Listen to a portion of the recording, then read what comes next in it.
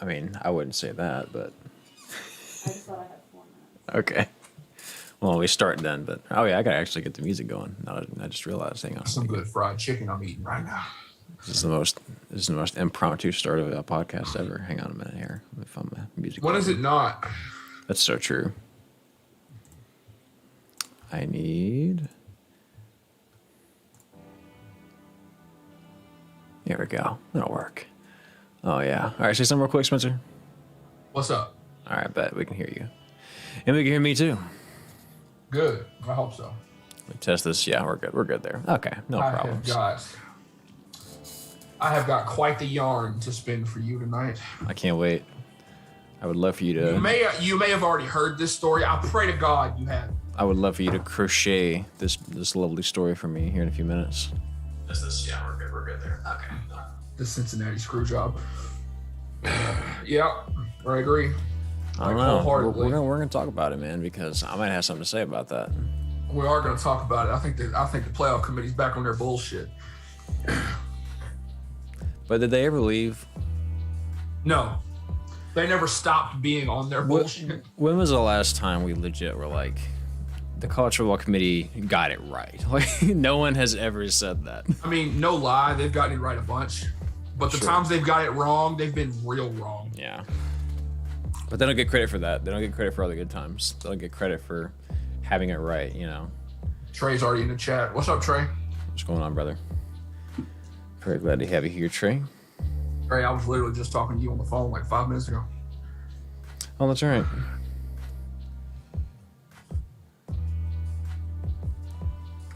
Excuse the crunching. I'm eating chicken.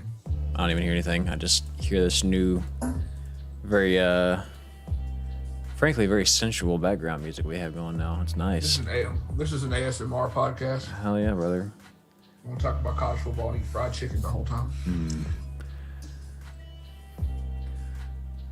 Yeah. Welcome to the Chicken Crunch radio station. The Chicken Crunch radio station. I'm your host, Corbin Blue. Corbin.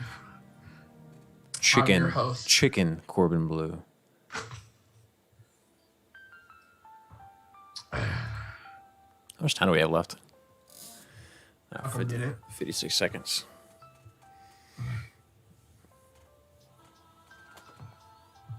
Will says, and to answer the question early, yes, they did.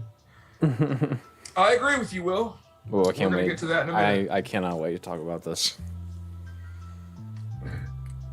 This is very arousing. That burp that Daryl just let out might be very arousing. Who doesn't love that sound?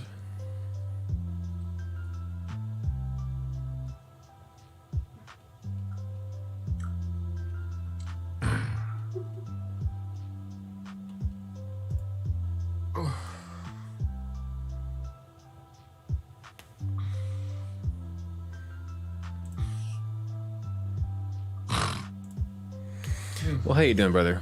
Welcome to. I'm good, man. Welcome to the show.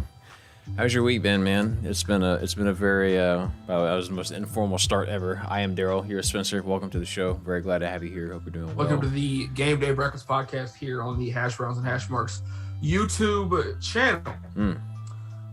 Yeah, my week's been good. Tuesday night was a little rough. I'm not gonna lie to you. Yeah, I know you're pretty torn up about that. No, I'm good now. I was very in my feelings Tuesday night. You were. You acted like a family member died when they lost that game. I did. You were saying stuff like Astros forever and like always remember and, you know, gone but never forgotten, you know. Shout out to the Atlanta Braves, 2021 World Series champs. They earned the shit out of this championship. They did. I wish it would have been at the expense of the Houston Astros, but... Well, it is what it is. I mean, I'm good baseball. I'm proud to be a fan of a baseball team that has made 3 World Series in the past 4 years. 5 years. 5, yeah. Oh, it's 2021, isn't it? Yeah, 5 years. Yes, sir, it is. Crazy to think about. So it's crazy to think about. But I'm happy with that, man. But yeah, we I don't know. I did not get a chance to watch very much college football last weekend, but I did watch a lot of highlights. And a couple things stuck out to me. Number one, poor Texas just cannot finish a game. Can't hold leads for nothing. The 4th week in a row, I think that they've just completely fallen off in the second half, and it's offense, right? Because defensively they're doing enough to keep the game close. They're not. They're never getting completely blown back, but man, they just can't seem to finish it. It's almost like the defense of the other side kind of realizes what the issue is and makes adjustments, and then the Longhorn offense just can't adjust from there. Yeah, it's crazy. Yeah, Texas is. I think they're going to be okay under Steve Sarkisian, but I don't know what's going on. There's a lot of. I mean, they're 4-4 right now. I mean, there's a lot of people. Crazy. That's crazy. They're literally at 500 right now. It's like is a bowl going to happen? Meanwhile, Oklahoma's back. It seems like Oklahoma's fixing things. Defensively, obviously they're still struggling, but Caleb Williams is really settling in. He made some excellent plays again this weekend. To let everyone know, no, Caleb Williams will not win the Heisman Trophy. He started too late. Yeah, exactly. Also, Matt Corral's in the conversation though. He is, but if the number one for your Heisman Trophy right now is not Kenneth Walker, it has to be. I do not want to hear any of your opinions about college football.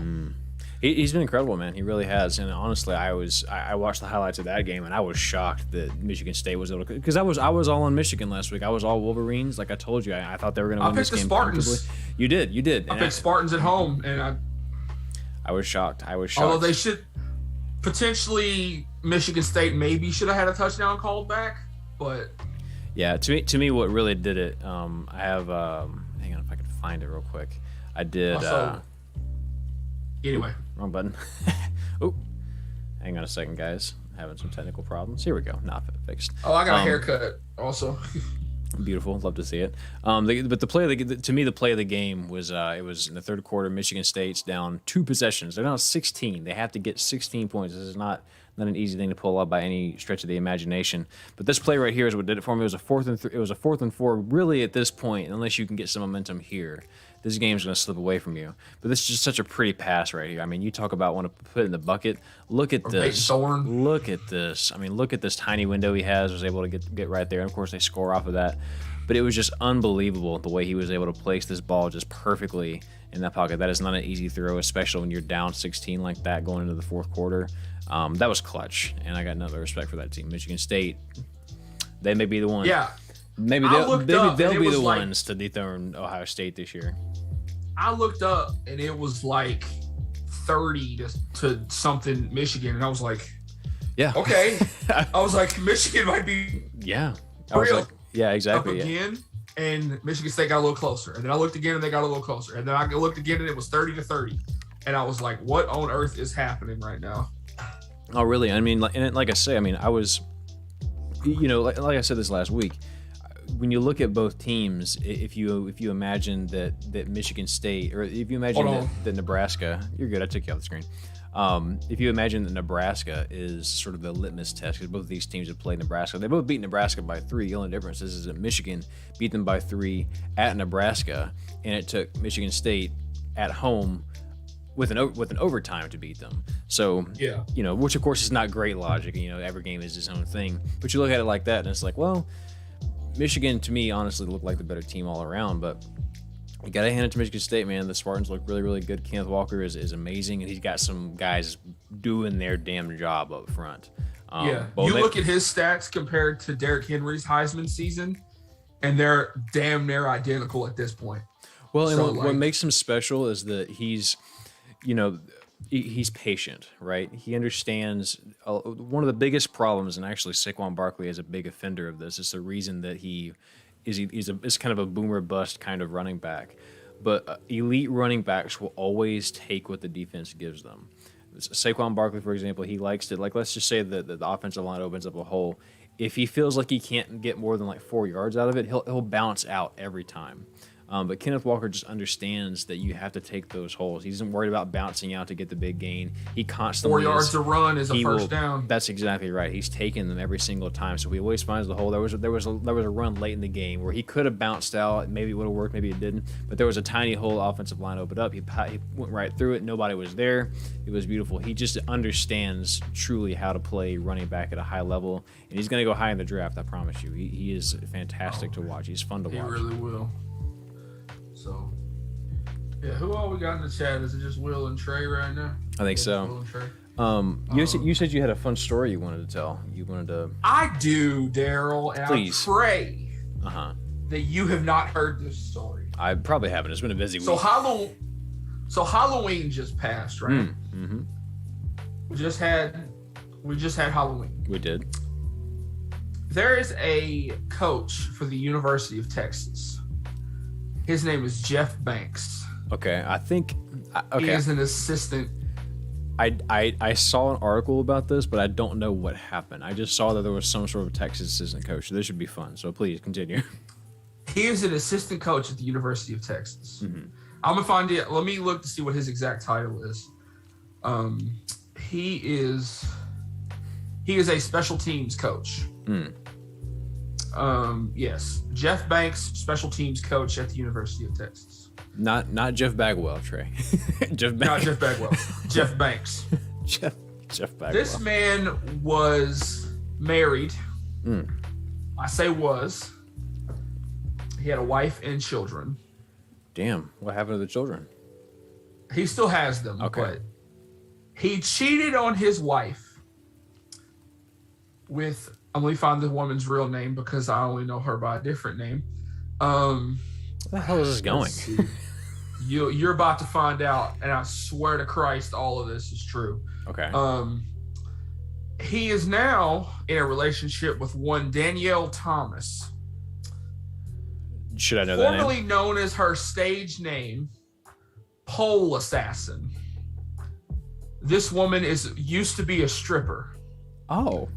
This man cheated on his wife with a stripper named Pole Assassin. This story gets better. I'm not done. First of all, that's a terrible name. Even for a stripper, that's a horrible name. Anyway. Callie looked over at me like, what the hell are you talking about? This is a college football podcast. Anyways, continue. Anyway. He is now in a relationship with this woman, Danielle, right, formerly known as Pole Assassin. Okay. Pole Assassin has a Capuchin monkey, like emotional support animal monkey at her house. What kind of monkey again? Capuchin? Capuchin. What does that mean? The monkey with the white face. Okay. It's just the species or the. Yeah. So she has one of those as like an emotional support animal. They had a haunted house over the weekend. Over Halloween. Okay. And Pole Assassin's monkey bit a 12-year-old. Because the 12-year-old ventured away from the haunted house into their backyard and stuck his arm in the monkey's cage. Oh no. It wasn't severe. It was fine. Will says, where are we right now? Okay. The Twilight Zone. That's where we're in the upside down right now. So. But yeah, I just wanted to tell you that Texas special teams coach Jeff Banks is in a relationship with a woman who used to go by the name Pole Assassin. And her monkey bit a 12-year-old. And her monkey bit a child. Wow. Yes. Okay. Well. And then Overshown, the linebacker at Texas, tweeted this past weekend that he wants a pet monkey. And somebody who was a Texas fan who knew about this story tweeted at him, "No, you don't." Oh my God. So he didn't know about it. He just, out of context, was just like, I would like a monkey. And then they linked that story to him. No. Yeah. Well, see, this is where you got to teach your kids not to stick their hands in monkey cages. Animal cages. Especially monkey cages that belong to former strippers. Wow, that was. Or if you're at the Cincinnati Zoo. Okay, well, you know what? That was a very chaotic direction for this to go, for our show to go this week, but I'm with it. I'm glad we did this. Truth is stranger than fiction, I swear to God. The truth is the truth, though. And I swear to Christ, all this is true. I would not bullshit you, Daryl. No, I believe it. Like I said, I saw an article about some Texas assistant coach had some sort of something happen. I didn't look into it though. I just saw it and I was like, oh, that's a thing. So Steven says, what did I join in on? Yeah, listen, man. It's been we're off to a strange show this week. We're up to a strange start this week. But I'll tell you what, that's the kind of stuff I'm here for, right? Callie says, I've discovered why these podcasts are so long. We were talking about everything but college football. She's looking at me like, it is what it is. That's the show that we it's college football adjacent. It's related to college football. And you got to talk about the weird shit that goes on in college football. Because anybody can sit here and make picks, right? But it's more fun to sit here and go outside the box a little bit, get creative, have a little fun, think outside the box. Will says going off the beaten path, not always the best. I disagree with you, Will. Well, also, we have 107 subscribers now. You love to see it. That's a lot more than we used to have. Callie says, I am entertained. Good. I'm glad. Good. Perfect. Speaking of entertained, I feel we need to get into a hot topic. And that hot topic is the subject of the day, the Cincinnati Screwjob. How do you feel about Cincinnati being booted out of the top 4 so damn quick? I don't like it. You don't like it. Why? I don't like it. Not one bit. Let me tell you why. What are you, the Dark Knight right now? They didn't like that. Not one bit. Anyway. It was a scene from the movie, wasn't it? I have no clue. I don't remember. It was like the Joker talking about his dad or something. Anyways, like continue. What are your thoughts on this? Please inform me. I need to hear this. My thoughts are that the playoff committee absolutely despises group of 5 teams. They hate group of 5 teams. Group of 5 teams will never be the hotness to them. Sure. If there was ever a year for a group of 5 team to make the playoff, it's this year. Mm-hmm. That's just what it is. Yeah. Well, and it's like we said earlier in the season, Cincinnati's in a spot where maybe even if Cincinnati in the real world, in all reality, is not a top 4 team, if they beat Notre Dame and win out, which they should, they beat Notre Dame, but if they win out after that, which they should, barring potentially an SMU upset. They've got 2 tough games left. They got Houston and SMU. Right, but they win those games, then they should be in, and that's really all it is. But the bottom line is that maybe that's not enough. Like we talked about that, right? We talked about the fact that if they won out, they have to go. This is a team that actually has to go undefeated. Other teams don't have to. Alabama doesn't have to go undefeated. Ohio State doesn't have to go Alabama's undefeated. losses don't matter. If your name is Alabama, your losses literally do not matter. Well, with Alabama, it matters when your loss is, because here's the deal, Spencer. If you're Alabama and you lose a game and it's late in the year, it's like they say they remember November. If Alabama loses to Auburn, most of the time they don't make the playoff, right? Yeah. Auburn is like the only team that really holds the power. LSU could do it too, is a team that holds the power. But if you give Alabama time to heal, show up, keep winning games, they're going to get back in every single time because they're so historically great. Nick Saban is proven. And of course, we could go into a whole debate about the college football playoff and how teams need to be proven when it needs to be maybe a little bit larger so that teams that should potentially have a chance. But the idea is there's a resume, there's a respect that goes into the idea that coaches like Nick Saban, programs like Ohio State, historically are proven to be great. You look because let's be honest, even if unless a team is doing terribly, right? Unless a team is like a team like Texas being 4-4, of course knocks them out. But a team like Texas with a high record, because of the recruiting that they have had, because of the talent that they have, they're going to be pushed higher than another team with the same record, but maybe less. It all comes down to money. That's what I believe. You think so, huh? Yeah. And so, which is why we need to expand the playoff or do something different, because there is conversation about it. The last I heard about the playoff is that they're at this point trying to decide if it's going to be 8 or 12 teams. And they have pushed the conversation. They pushed the conversation off again, essentially right up to when, because I think they're signed for the contract.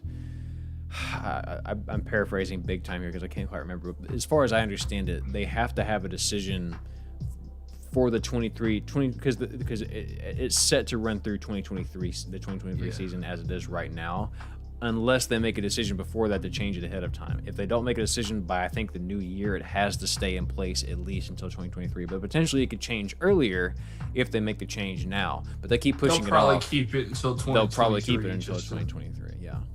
Because that's when a lot of the conference realignment stuff is probably going to fall into place. Which is going to be a huge year. I mean, could you imagine the year it's going to be whenever the conferences realign, when you got Texas and OU in the SEC, when you got U of H, when you got SMU in the Big 12, when you got all these different changes happening, and also the playoff is big, college football is going to be crazy. Can't miss that year. Yeah. So, speaking of like conferences kind of shuffling around and realignment, there's been a lot of activity when it comes.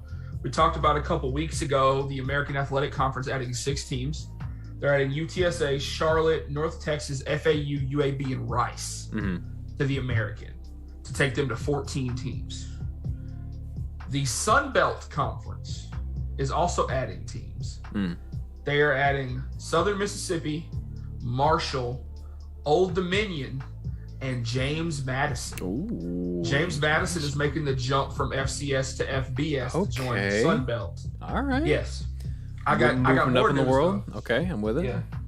Western Kentucky and Middle Tennessee State are joining the MAC. Oh. They're leaving. I think. I don't know what conference. I think they're in Conference USA right now. I think so too. Yeah. And so they're leaving Conference USA to go to the MAC, and then Conference USA that left them down to like just a few teams. Conference USA is adding Liberty, New Mexico State, Jacksonville State, making the jump from FCS to FBS, and Sam Houston, who Sam Houston just recently left the Southland Conference to join the WAC. Yeah. And so now they've left the WAC, and they're going to make the jump to FBS and be in Conference USA. And now McNeese has left the Southland and is going to join the WAC with Lamar and all them other ones that joined the WAC. So yeah, there's stuff falling in. The Conference USA, they just added some teams, but they're probably about to be a conference of the past.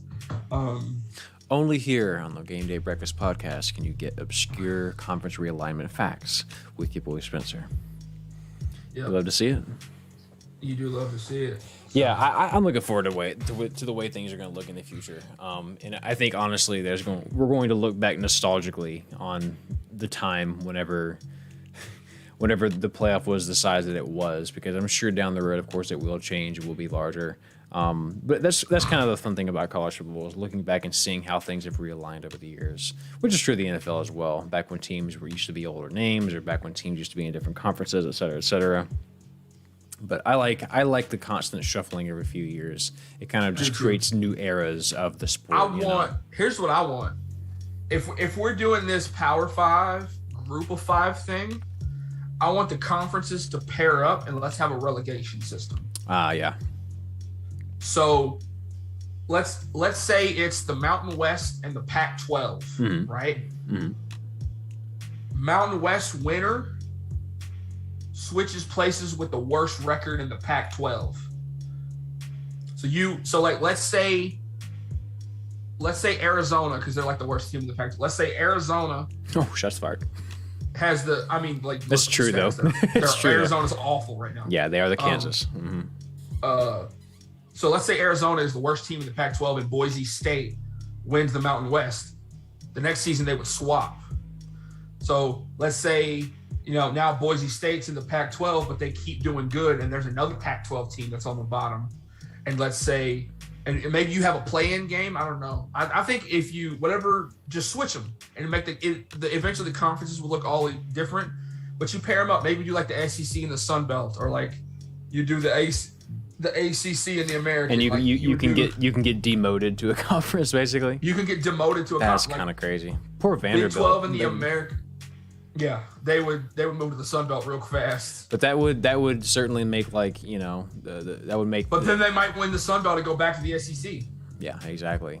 Earn their way back in. So let's say on the off year, like Fresno State or one of these other Mountain West, they have a crazy run, or like San Jose State, they won the Mountain West last year. Let's say they have a crazy run, they win the Mountain West, swap with like Arizona or Oregon State, although Oregon State's good right now. They swap with one of those two teams, and then they still suck the next year, so they're the bottom of the Pac-12, and they get relegated back to the Mountain. Like stuff like that could happen. I think it would be super interesting. I think it would too. I mean, it would certainly change the dynamic a lot, because now, if you're the smaller conference, you're just trying to get back to the big leagues almost. Whereas, it would be like, having like a farm team. Because then it would help your recruiting too. Like, now we're in this conference, for sure. But that would be such a mess, because then you have to think about that is like with conference realignment like that. Every conference has its own rules, regulations, bylaws, exactly. And so that would be hard to pull off. And I mean, logistical for us nightmare, as fans, but it'd be fun. For us as fans, it would be, amazing. It would be a lot of fun, but that would obviously never. I've seen people do like NCAA conferences, like NCAA dynasties on the game like that. They'll just pair the conferences off and it ends up being cool. Yeah, was there something else I wanted to tell you about? I have a player I would like to inform you of. But let me see if there's anything else in our notes that I need to. I wanted to tell you very briefly that I think they got it right with Cincinnati being outside. I don't think they're number 8, but I don't think they're in the top 4. They're number 6 right now. They're number 6. I think they got it right. I don't think they're in the top 4. I think they would lose to every team in the top 4 right now. I think they got Oklahoma in the right spot. Yes, yeah, that's right. Oklahoma is number 8. That's what it is. Yeah. Yeah, Oklahoma's in the right spot. Mm-hmm. I think I'd take Cincinnati over Oklahoma on a neutral field right now. I think I would too. I would take a lot of teams over Oklahoma in a neutral field right now. But I am curious though. I wanted to look at the rankings one more time. All right. Let me tell you about a player. Tell me about a player. His name is Nate Cox. He is the backup quarterback for the Nevada Wolfpack. Okay. Behind Carson Strong. This man is 6'9". That's too much. That's too much height. He punts with his left foot. He kicks with his right foot. Wait, I thought you said it was a quarterback. He's a quarterback, but he can punt and kick too. And he throws right-handed. This man is a behemoth. They got a good damn alien. alien. And he can run. This man's an alien. Yeah. He is taller. He is currently taller than the tallest quarterback to ever play in the NFL. That man, I don't remember the man's name, but he was 6'8". That's incredible. That is. See, that's one of those things. People at that height scare me because I feel they just look they look more fragile. Like when you're built like that, all your muscles. You have a lot of leg problems. You have a lot of leg problems. You have to, right? A lot of back problems. I just feel like I feel like you would have to be so injury prone. I would be scared for if that's my quarterback. I'm scared for him to get hit at all. Yeah, you know. I mean, he could throw a bomb. He could see over his line. I'm sure he could. But real quick on Cincinnati, though, I want you to look me square in the face and tell me that Cincinnati would beat Georgia. They wouldn't. Alabama. I mean, they almost beat them last year. Yeah, last year was different. Well, this Georgia team is unlike this Georgia team's nuts. Yeah. No. Okay. Well, I don't know. Michigan State. I mean, I agree with you. I don't know if they beat any of the top 4 teams. But it does suck to see them drop so fast. You know. I don't think it matters if they could beat any of the top 4 teams. I want them to have the chance. Yeah. Like I want them to be in the conversation. Of course. And honestly, the only way I think that happens. So now here's what I want. I want upsets to keep happening. We've had a bunch of top 25 upsets. Well, I want them to keep falling like dominoes. That's the thing is that Cincinnati could win outright, and maybe Ohio State loses a game because I think that they will to Michigan State at some point. A day of reckoning will come for either Michigan State or Ohio State. So that's going to help Cincy out. Oregon, fragile. Oregon is a team that's been winning, but they remind me a lot of Oklahoma in that there's cracks in the armor, but they are winning, right? The fact they lost to Stanford. I will never be over that stat that we keep talking about. I'm not over that either. It really does feel like a curse. But all that to say, Cincinnati now, their fate is out of their hands. They can win out. They can literally do everything right, but they need a couple things to fall. They need Auburn to win the Iron Bowl. Well, they don't even necessily need that because they could get in. They need Oklahoma State to win the Bedlam game. Georgia and Alabama will probably. I mean, Alabama may get kicked out if they lose the Iron Bowl. A 2-win Alabama team this year, I don't think gets in. Two-loss Alabama wouldn't make it. They might make it to the SEC championship, but they're not going to beat Georgia. I'm sorry, they won't. Nobody's touching Georgia. This might be Georgia's year. It might be. Like the Braves just won the World Series. They just might have just ended the Georgia sports. Somebody in the state of Georgia took Madame Zeroni up the mountain and broke the curse. So now all the Georgia teams. The Braves just won the World Series. The Hawks are really good. It's their year now. The Falcons. That's a different. Yeah, forget about the Falcons. That's a different situation. The Falcons might be the cursed ones. They were just dragging everybody down. Yeah, the one Georgia team that I want to do well because I got Kyle Pitts on my fantasy team has just been a complete ass this year. But all that to say, I think Cincinnati is in the right spot, despite how jarring it is that they were moved out. Trey says Oklahoma ain't got nothing on Texas State, and that's on HEB. All right, Trey, you got me with that one. Honestly, I don't know, man. Texas State might give them a little bit of a hard time. Honestly, I doubt it. No, I don't know what Texas State's up to this year. Texas State would at least put 21 up on them, though. I promise you. We got to check on the okra. We didn't check on them the last 2 weeks. check on them while I recap last week's games, and then we'll get into some picks. Last week, Coastal Carolina, the Chanticleers did come out on top of Troy. They're really skidding after that loss to App State. Georgia took care of Florida, as we expected. Cincinnati took care of Tulane, who only scored in one quarter. Texas Tech, of course, got washed by Oklahoma. Caleb Williams is looking much more comfortable now. We got Penn State lost to Ohio State in a closer game than I thought it was going to be, which I think continues to make Ohio State feel mortal. They look better, but they're still mortal. Of course, Michigan, I thought Ohio State was mortal all season after they lost to Oregon. Of course, but they've definitely taken a lot of strides to get a lot better. Michigan State, of course, comes back against Michigan, which that was heartbreaking for me. I was all about the Wolverines, but I think that the Spartans are for real. Both teams are obviously great, but both are certainly big threats to Ohio State.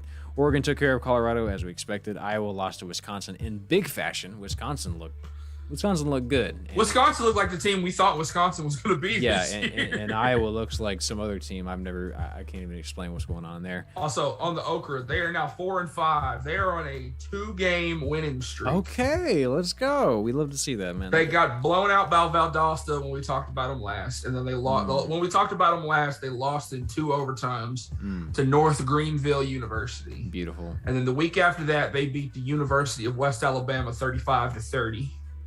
And then this past weekend, they beat Shorter University 14-13. This week, they play versus Mississippi College. They're in Cleveland, Mississippi, Parker Field at McCool Stadium. That's what they play in McCool Stadium, the Okra. McCool Stadium. And then they have 2 games left, actually. And then they play the University of West Georgia. Did they already play? Who is their rival? That's what I want to know. Does the Okra have a rival? Surely they have one, right? Screw whoever it is. Yeah, fuck them. I hate them. Whoever they are, I can't stand them. Delta State football rival. Mississippi College. Delta State. Fuck Mississippi College. I know. I hate Mississippi College. Yeah, but fine folks at Mississippi College, I'm sure. But not really. We don't like your football. No, we don't like your football team. No, hell no. But yeah. Never even heard of you, but we don't like your football team. No, sir. Auburn looked really, really good. Their defense was great against Ole Miss. They hold. Pick the Tigers at home. Yeah, I respect it. Auburn looks really good. They're actually my play of the week. I'll show here in just a moment. North Carolina and Notre Dame. Notre Dame picked up the win there, which is a real shame. Again, you feel bad for the fall of North Carolina, bro. It's been a pain. Kentucky overlooked Mississippi State. They went in there, and the Pirates won, of course. Did you see the stats for Mississippi State's quarterback? He was 36 of 39 for a bunch of yards and some touchdowns. You mean to tell me of 40 passes, he only 3 were missed? Yes. Will Rogers has really gotten comfortable in that offense of Mike Leach's. That's the air raid, baby. Mike Leach must have given us with candy. He was like, hey, man, come in here, get some. But it wasn't candy corn. No, it wasn't candy corn. It wasn't candy corn. It was some sprees in a box. That's what he needed. Oklahoma State. Did you see that interview? Yeah, I did. It was ridiculous. It's fucking great. He's such a great personality.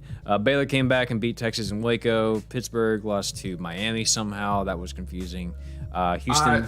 Did I pick Miami in that game? Because I had a feeling. I think you did. Yeah, you picked Houston as well to upset SMU, and they did, and Houston rushed the field. Did I pick Houston? I think you did. Yeah, you were like you had a because they had a kickoff return at like the 30-second mark. Yeah, a kick return right there when there was like 30 seconds left in the game. Iowa State lost to West Virginia. I don't know. The Big 12 is confusing this year, and BYU took care of business against Virginia. But yeah, it was a fun week. I didn't get to watch a whole lot, but the highlights I saw were very interesting. I didn't watch any of it. I was very impressed with Auburn, and that was a very quality win, and why I'm extraordinarily worried about the matchup against the Aggies tomorrow. Yeah, we're going to talk about that one in a minute. Let's talk about it now. There's the slight potential that I might be going to SEC Nation tomorrow. Yeah.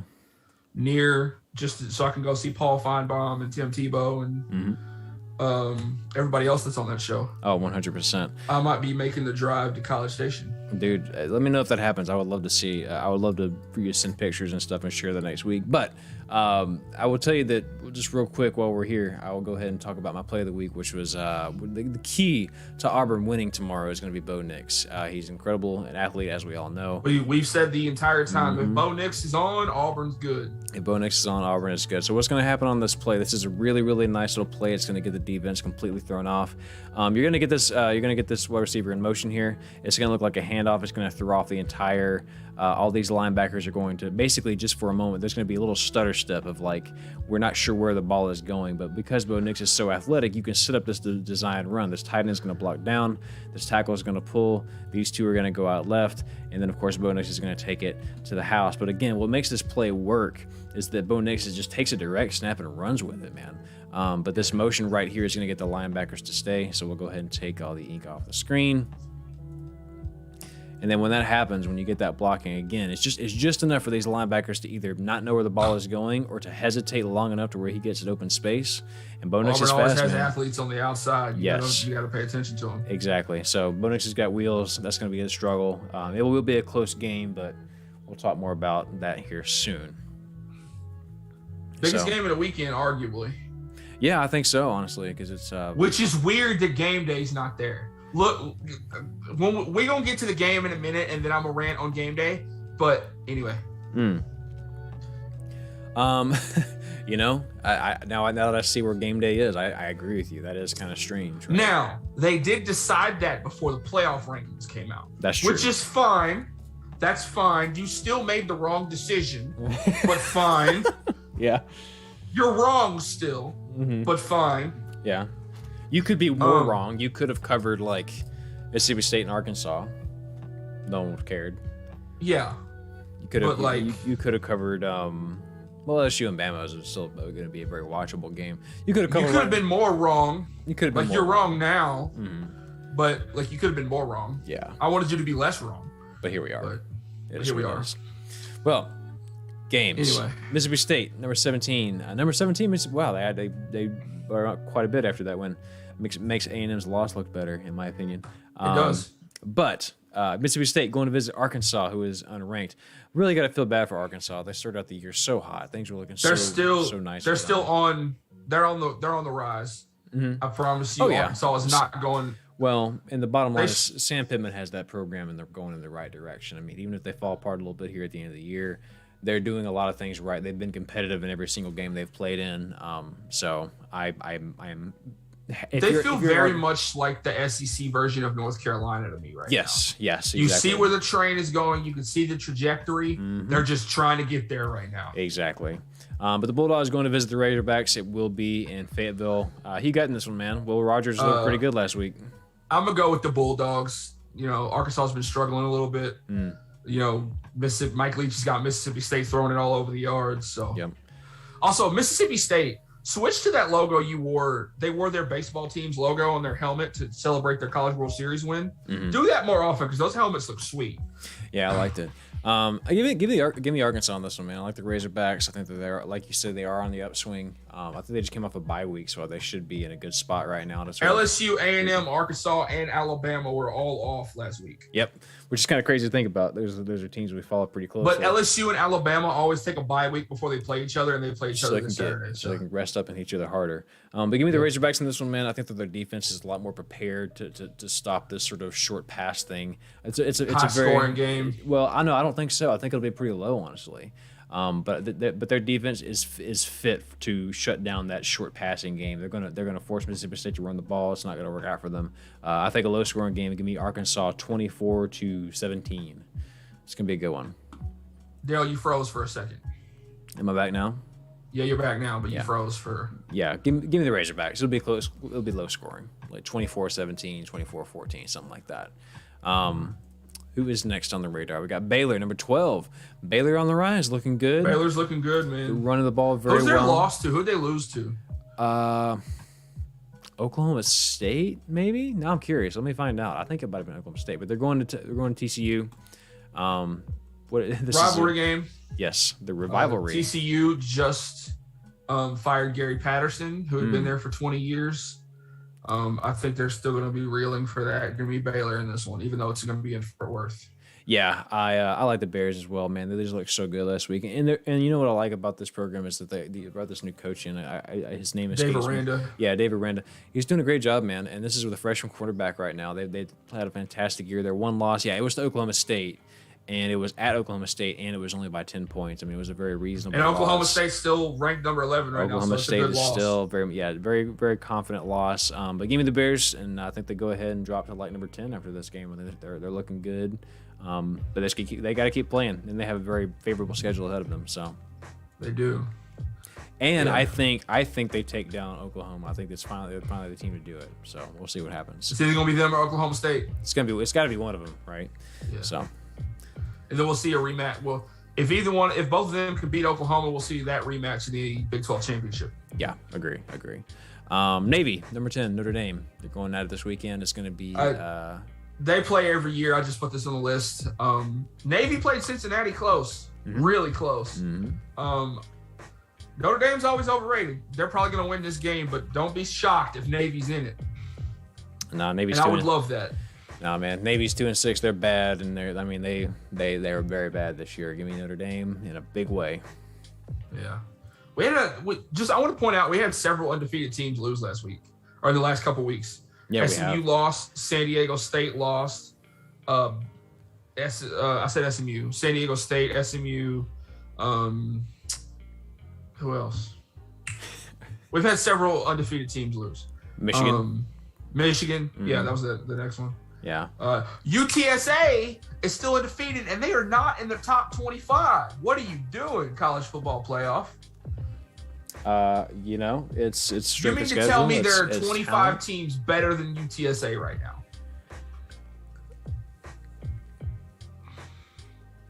Who's number 25? I bet you UTSA is better than they are.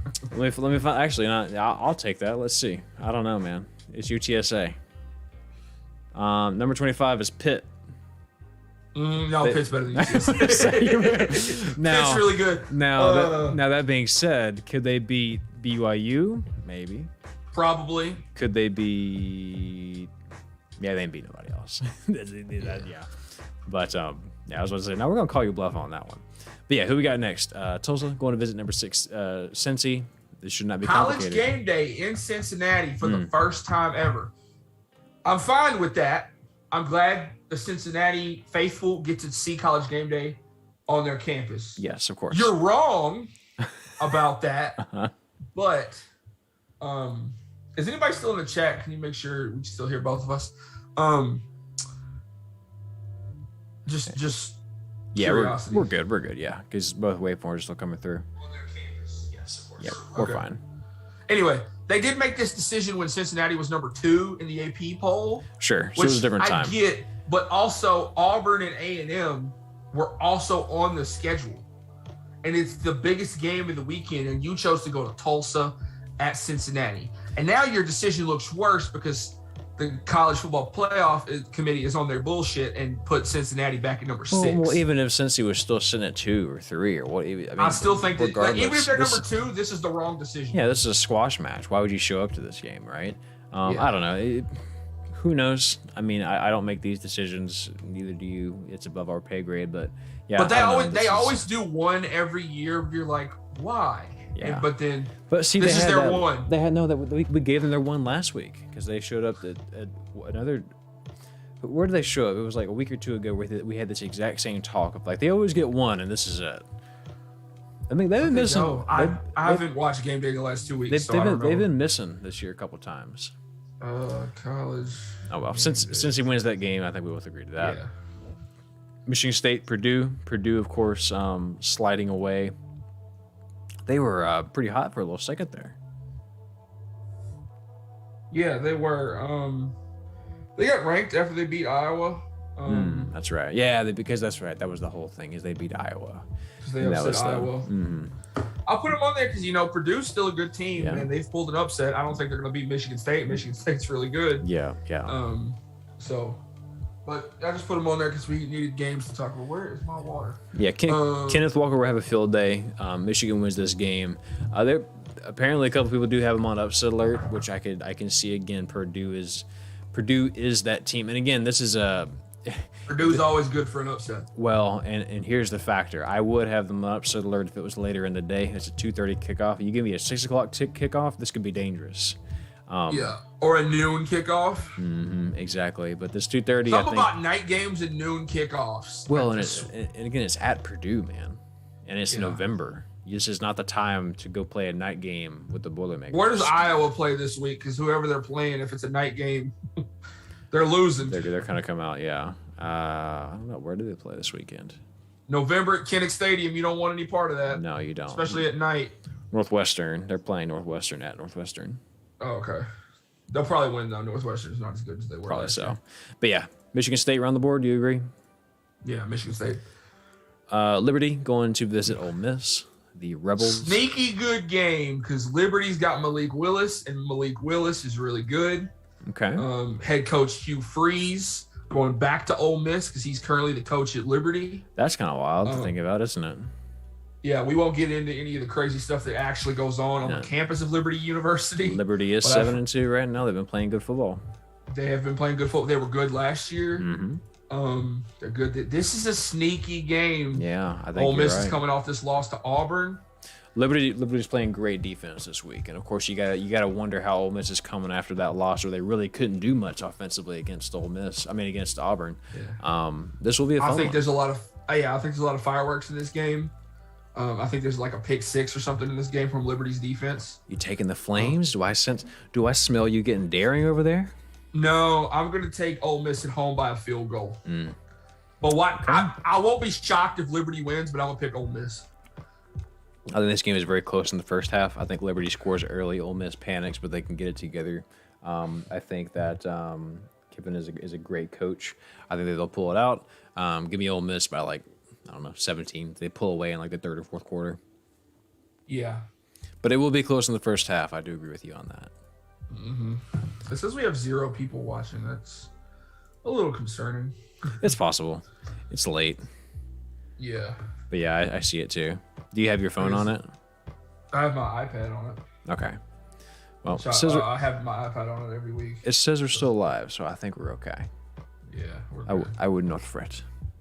Yeah. But we'll continue for those that catch the VOD. Yeah. LSU, the next one? the Tigers going to visit the Crimson Tide in Alabama. LSU, Alabama. You got any hope that this Will is... says not true. He's got... Okay. No, because it's just being Alabama's definitely going to win this game by like a lot. But don't... There's no more complete football team right now. This is LSU versus Alabama. So do not be surprised if it's like nothing at halftime. Yeah, if shenanigans happen, they will happen, Yeah. I'm picking Alabama. Alabama's going to win. Alabama's good. Bryce Young. But yeah, today, November, what's today, 5th? Today, November 5th, marks the 10-year anniversary of 9-6. Oh, man. 10-year anniversary of the 9-6 game between LSU and Alabama. We're going to Tuscaloosa this year. So right. Last time we went to Tuscaloosa, we had Joe Burrow and a bunch of good receivers and Clyde Edwards-Helaire, and we beat them 46-41. And that was the first time we'd beaten them in like 8 years. All that NFL talent. Had all that NFL talent just hanging out in the locker room. But this year, not the case. And banged up. I mean, there's obviously a lot of talent still on this LSU roster. But Derek Stingley's out, Elias Ricks is out, Kayshon Boutte is out. Exactly. I mean, yeah. We don't know who our quarterback's really going to be. So this will be... Unless they're going to pull a rabbit out of their ass and play a real spirited game against Ed Orgeron's last game against Alabama. I doubt it. Yeah, no, I don't see any way. Alabama by like 25. Yeah, I agree. And it's going to be a night game, too. It's going to get nasty. But I agree with you, Alabama all the way. I probably won't watch a lick of this game, I'm going to be honest with you. Yeah, no, I just have no desire to watch. Unless I check the score and it's close, then... I just have no desire to watch a team get crucified like that. Ohio State going to visit Nebraska, a scrappy Nebraska team. Interesting game. Yeah. Ohio State's good, but they're going to Nebraska. Nebraska played Michigan close. They played Michigan State close. They played Oklahoma close. Yes. They played good teams very close. So I think this is the last year of the Scott Frost experiment. They have truly been in every game, right? with the exception of Northwestern, because Northwestern just steamrolled them 56-7. Good God. But it has been close. It has been very close in most games. They're only losing by like a 5.7.3 point margin. Yeah. So defensively, only allowing about 20 points, which is also what Ohio State is doing right now. They're just not scoring as much. A lot more talent, a lot more firepower on this Ohio State Buckeyes team. So yeah, I do think the Buckeyes. Ohio State wins, but don't be shocked if you look up. Nebraska keeps getting so close to getting the one. And if they want to knock out number 5 tomorrow, so Cincinnati can move up one spot, I would love that. Listen, I'll be honest with you guys. Circle this one on the calendar. This could be the one. This could be the upset this week. Because look at Ohio State sitting comfortably at number 5. This could be the one. I'm going to go out on a limb. I'm going to take the Cornhuskers here. I don't know why. I might wear my Nebraska shirt tomorrow. Just try to channel some good energy. But yeah, give me the Cornhuskers. Extremely close, obviously, but I think magic happens. I think it saves Scott Frost somehow, and they're going to try him one more year. I think this will buy him another year. But like I say, man, I mean they're losing all these games. What if next year's the year they turn it on? Sometimes you just need that spark. This could be it. So give me the Cornhuskers. I think that 8 or 9 times out of 10 the Buckeyes win this game, but I think tomorrow is the one. So, is this going to be that one pick that one of us has every week that's like unabashedly wrong? Yes, maybe so, maybe not. I don't know. We'll see what happens. Check the score, and you're like, you were really wrong about that. But that's why we do this. And then we got, of course, the big one. Auburn, number 13, going to visit A&M, number 14. One of these teams has beaten Alabama this year. Let's just get that out there. The other one hasn't played them yet. The other one will beat Alabama this year because I think that they can. And it is depends on where the game's at. I don't think so. I think they win either place. So, but this should be a good game, man. Auburn, of course, looks really good, except for SEC Nation's in town, like we spoke about. Mm-hmm. You have the understandable loss to Georgia, but they did what they could to hang in that game. And then, of course, you have the loss to Penn State, which they very well could have won. But it was such a hostile I think that Penn environment State's loss is starting to look a little worse on them. Yeah, because Penn State is really falling. But also, off since Penn State's still a good team. But Penn State was highly ranked at the time, and it was the whiteout game. So, very good teams. Obviously, we're both fans of A&M. Yes. Now, A&M's Mississippi State loss looks a little bit better because Mississippi State's at 17 right now. Yeah, I hope they keep winning. It makes me feel better. Yeah. So. And it was early, right? Early. You can get away with the early losses. So. Yeah. Who else did A&M lose to? Arkansas. Yeah. In week 3.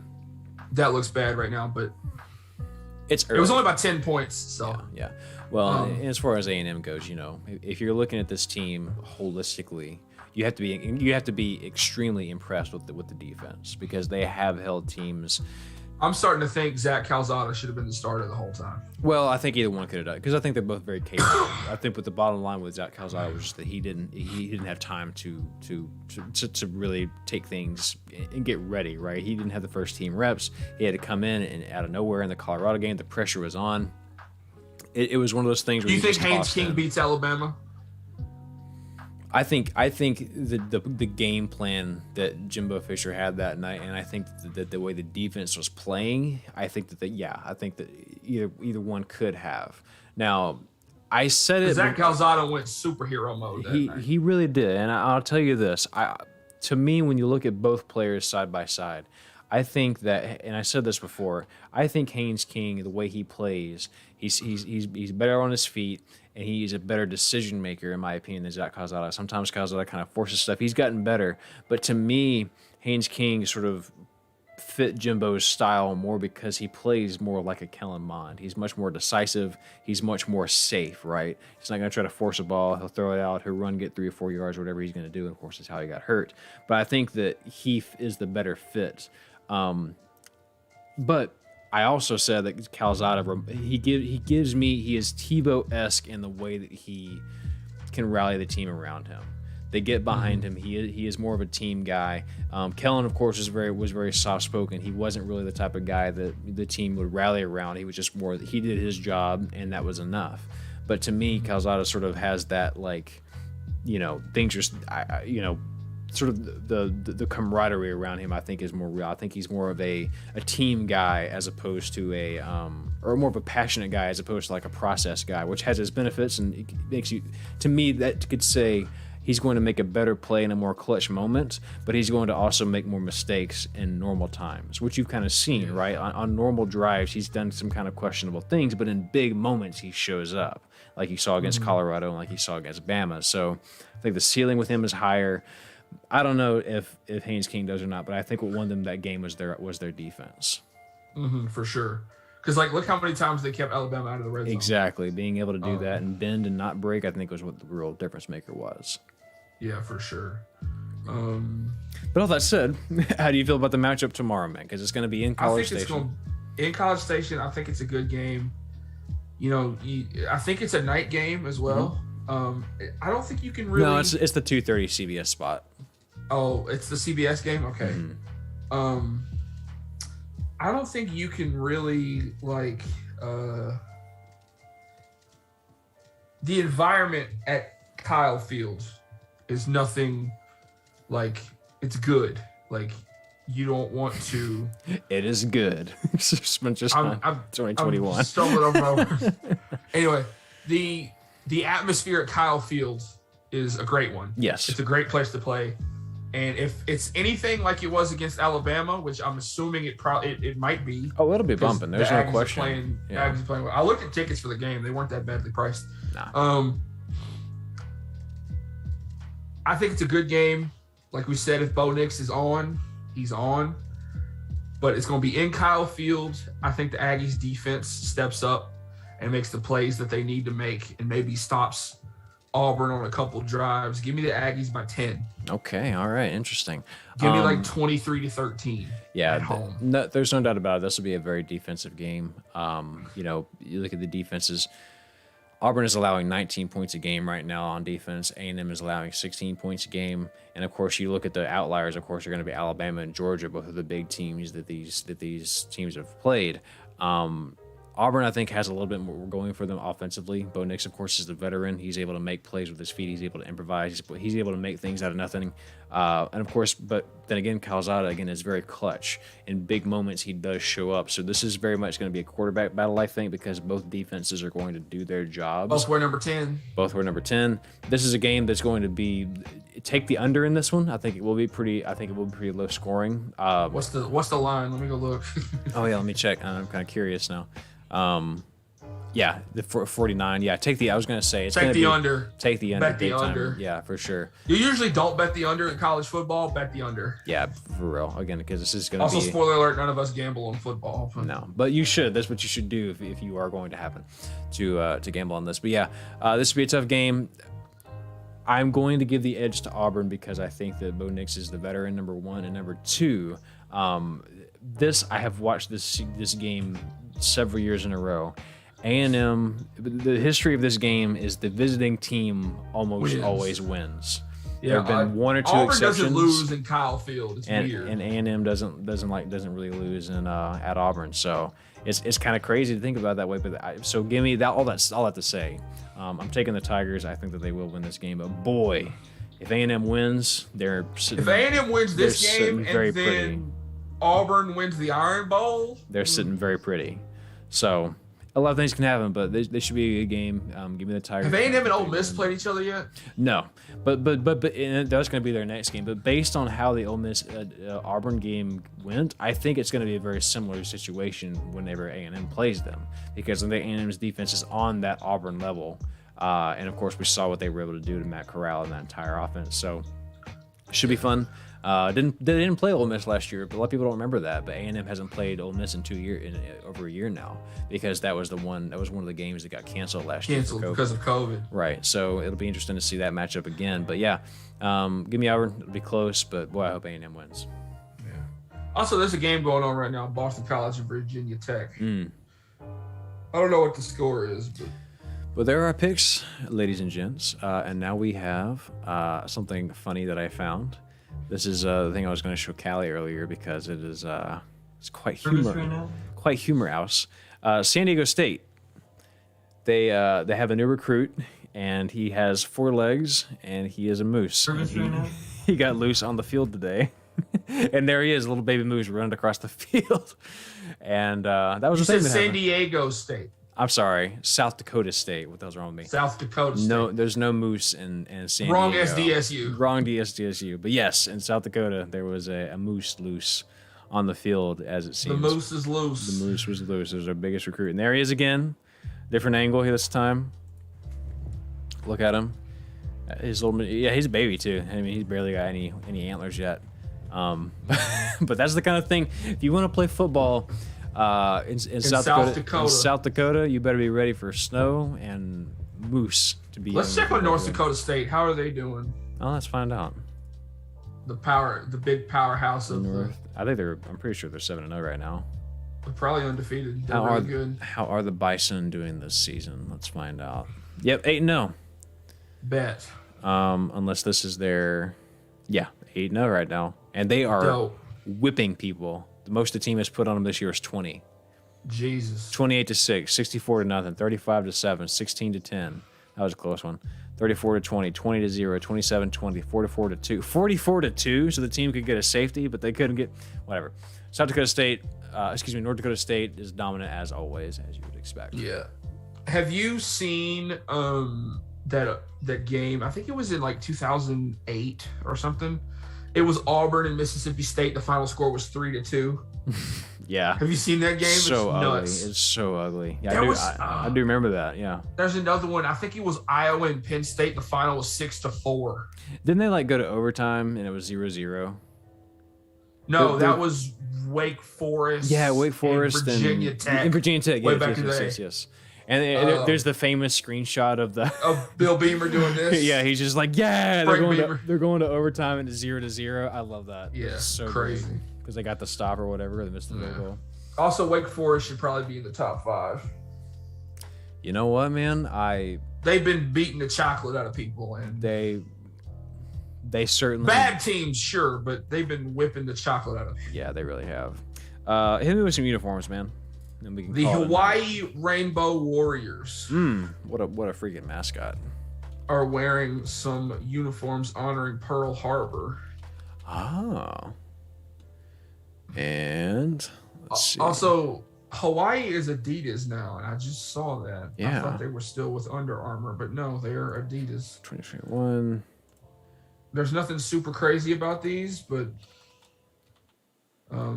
they're just gray like a battleship. Here we go.